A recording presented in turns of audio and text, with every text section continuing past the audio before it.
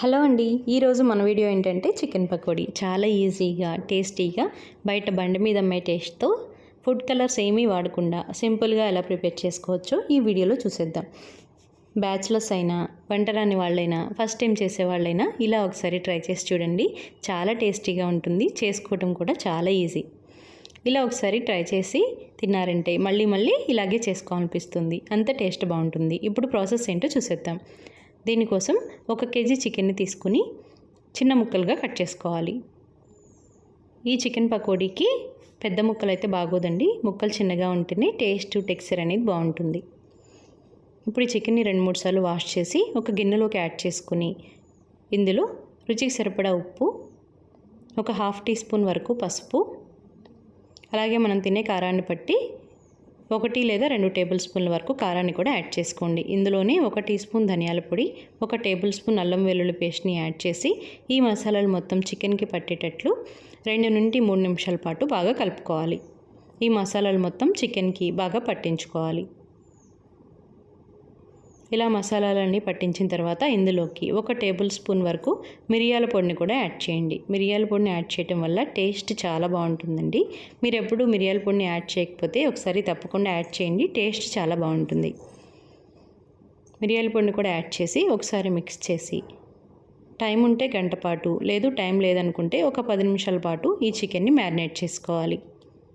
మూత పెట్టేసి పక్కన పెట్టేస్తే ఈ చికెన్ మసాలాలన్నీ పట్టి టేస్ట్ బాగుంటుంది. నేనైతే 2 అవర్స్ పాటు ఫ్రిడ్జ్లో పెట్టానండి. 2 అవర్స్ తర్వాత బయట పెట్టేసుకుని ఇప్పుడు డీప్ ఫ్రైకి సరిపడా ఆయిల్ని పెట్టుకుని ఆయిల్ బాగా వేడైన తర్వాత ఫ్లేమ్ని మీడియం ఫ్లేమ్లోకి పెట్టేసుకుని మనం ముందుగానే మ్యారినేట్ చేసి పెట్టుకున్న ఈ చికెన్ ముక్కల్ని ఒక్కొక్కటిగా యాడ్ చేస్తూ గోల్డెన్ బ్రౌన్ కలర్ వచ్చేంత వరకు ఫ్రై చేసుకోవాలి. ఒకేసారి ఎక్కువ ఆయిల్ వేసేసి ఈ చికెన్ ముక్కల్ని ఫ్రై చేయొద్దండి, ఎందుకంటే ఆయిల్ మళ్ళీ తర్వాత వేస్ట్ అయిపోతుంది. కాబట్టి కొద్దిగా ఆయిల్ని యాడ్ చేసుకుని ముక్కల్ని కొంచెం కొంచెం యాడ్ చేసుకుంటూ ఫ్రై చేసుకుంటే సరిపోతుంది. ఎక్కువ ఆయిల్ కూడా పట్టదు, ఆయిల్ అయితే అస్సలు పీల్చవండి.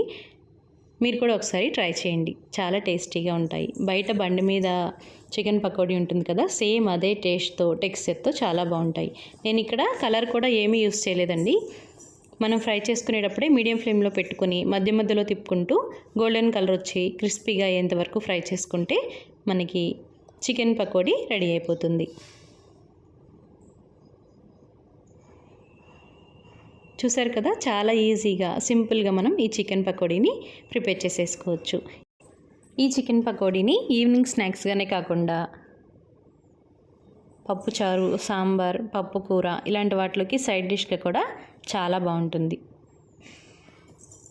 ఈ చికెన్ పకోడీని ఆనియన్ పీసెస్ అలాగే కొద్దిగా నిమ్మరసాన్ని కూడా యాడ్ చేసుకుని ఫ్రై చేసుకున్న పచ్చిమిర్చి, కరివేపాకును కూడా యాడ్ చేసి మిక్స్ చేసి నిమ్మరసంతో సర్వ్ చేసి తీసుకుంటే చాలా టేస్టీగా ఉంటుంది. చాలా సింపుల్గా, ఈజీగా, క్విక్గా మనం ఇంట్లో ఉన్న వాటితోనే హెల్దీగా మనం ఈ చికెన్ ఫ్రైని ప్రిపేర్ చేసేసుకోవచ్చు. ఎక్కువ మసాలాలు ఏమీ లేకుండా సింపుల్గా టేస్టీగా చాలా బాగుంటుంది. మీరు కూడా ఒకసారి కుదిరినప్పుడు ట్రై చేసి టేస్ట్ ఎలా ఉందో, టేస్ట్ నచ్చిందో లేదో నాతో కామెంట్ సెక్షన్లో షేర్ చేసుకోండి. ఈ వీడియో కనుక మీకు నచ్చితే వీడియోని లైక్ చేసి మన ఛానల్ని సబ్స్క్రైబ్ చేసుకోండి. మీకు ఎలాంటి వీడియోలు కావాలో కూడా కామెంట్ సెక్షన్లో చెప్పేయండి. Thank you for watching.